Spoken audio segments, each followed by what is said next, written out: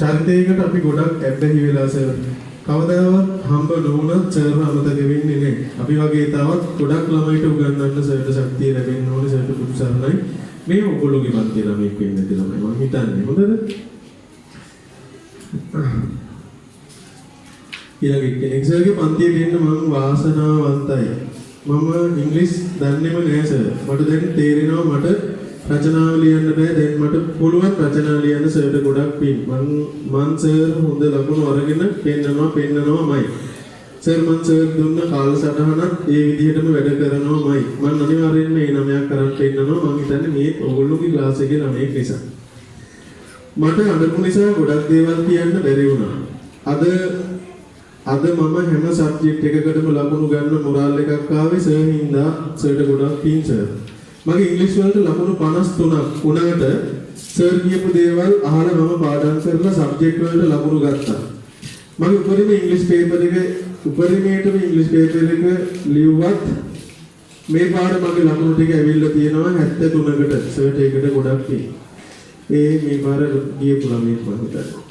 දන්නවද සර් මම අද තරම් දුක් වුණු තවත් දවසක් නැහැ. හරියට මගේ හදවතේ මොකක් හරි හිර වුණා වගේ. ඇත්ත සර් මම සර්ගේ පන්තියට සම්බන්ධ වුණේ 10 වසරේ දෙවෙනි වාරේ. ඒ කියන්නේ අවුරුදු එකමාරක් වගේ. ඒත් මම අවුරුදු එකමාරක් හිටියට ඇත්තටම සර් එක පිටුනේ කියලා පිටුනේ අවුරුදු ගාණක් ක්ලාස් ආවා වගේ. මම ගුරුවරු ඕනේ තරම් දැකලා තියෙනවා. ඒත් සර් වගේ වේදිකාවේ ගුරුවරයෙක් විදියට ගමට නගරෙට ලෝකෙට පිණී හිටියත් ඉරේ පිටිපස්සේ අපිට ඉගෙනුනේ අපි වෙනුවෙන් කැප වෙලා වැඩ කරේ.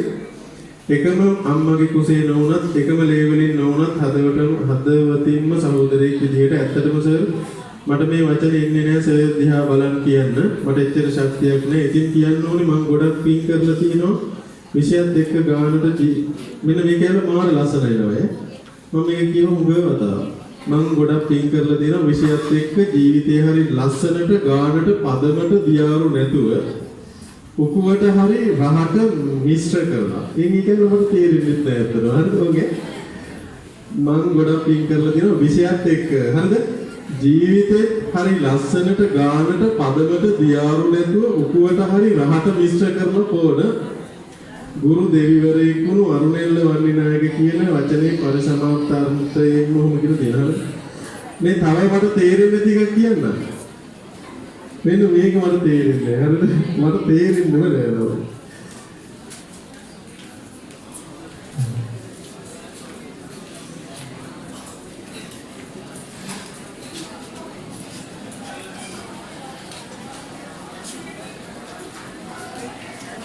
ඇත්තටම මට තේරෙන්නේ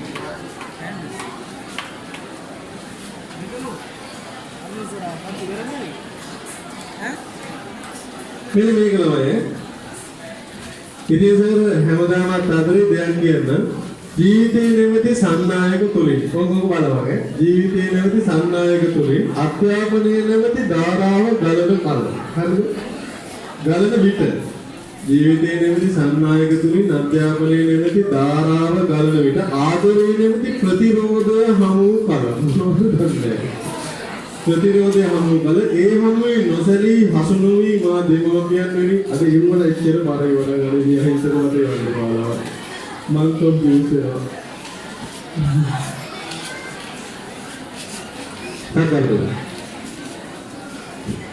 හරි බලන්න මේක වෙන්න ඕනේ